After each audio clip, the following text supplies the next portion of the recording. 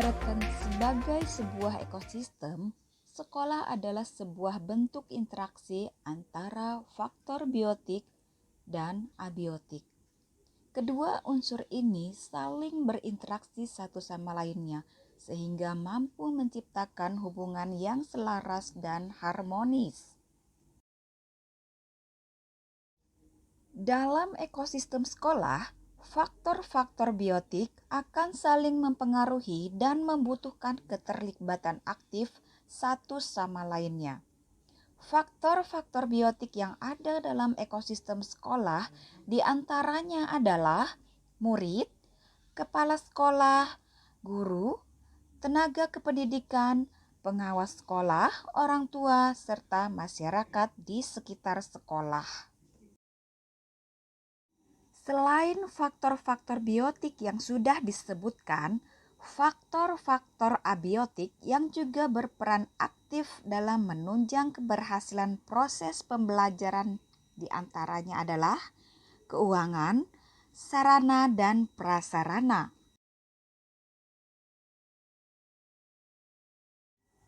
Pendekatan pengembangan komunitas berbasis aset menekankan pada nilai, prinsip, dan cara berpikir mengenai dunia.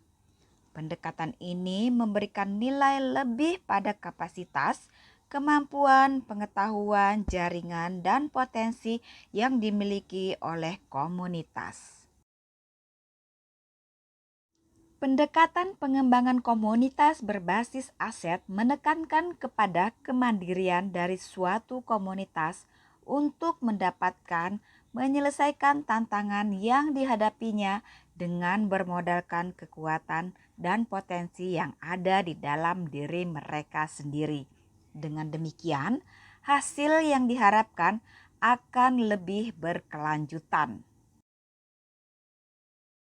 Untuk mengimplementasikan peran guru sebagai pemimpin pembelajaran berbasis aset, baik dalam lingkup sekolah, kelas, dan masyarakat sekolah, yang mesti saya upayakan adalah memetakan potensi aset yang dimiliki oleh ekosistem sekolah, mengambil keputusan yang cepat, tepat, dan akurat, serta mengkoordinasikan dan menyelaraskan seluruh sumber daya yang ada, mengembangkan sumber daya yang dimiliki untuk mencapai tujuan pembelajaran yang diinginkan.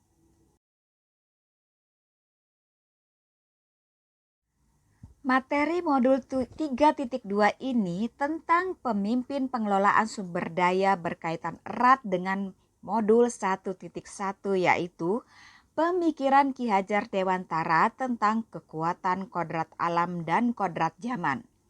Kodrat alam dan kodrat zaman merupakan aset yang melekat untuk mengembangkan ekosistem pembelajaran sekolah agar lebih berkualitas dan berpihak pada peserta didik. Modul 3.2 juga berkaitan dengan modul 1.2 tentang nilai dan peran guru penggerak serta modul 1.3 tentang visi guru penggerak.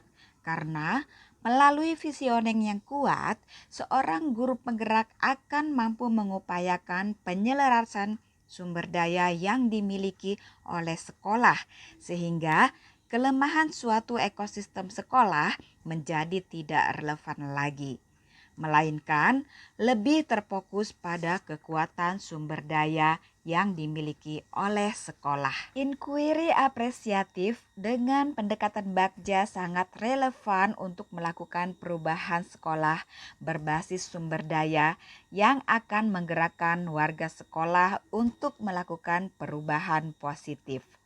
Perubahan positif yang dilakukan secara konsisten akan melahirkan budaya positif. Dengan demikian, modul 3.2 juga berkaitan dengan modul 1.4. Selain itu, jika kita mampu memetakan sumber daya peserta didik yang ada, maka kita dapat mengupayakan pembelajaran yang berdiferensiasi, yang mengakomodir perbedaan kekuatan yang dimiliki oleh peserta didik. Kekuatan individual dalam diri peserta didik tersebut bisa dikembangkan lebih lanjut dalam aspek sosial dan emosional melalui pembelajaran sosial emosional yang ada di modul 2.2. Untuk memaksimalkan semua potensi dan kekuatan peserta didik agar berdampak terhadap prestasi peserta didik dapat diupayakan melalui praktek coaching dalam modul 2.3. Selain itu, sebagai pemimpin dalam pengelolaan sumber daya dibutuhkan kemampuan dalam pengambilan keputusan yang tepat, cepat, dan akurat. Hal tersebut dipelajari dalam modul 3.1. Setelah mempelajari modul 3.2 tentang pemimpin dalam pengelolaan sumber daya ini, akhirnya perspektif saya berubah.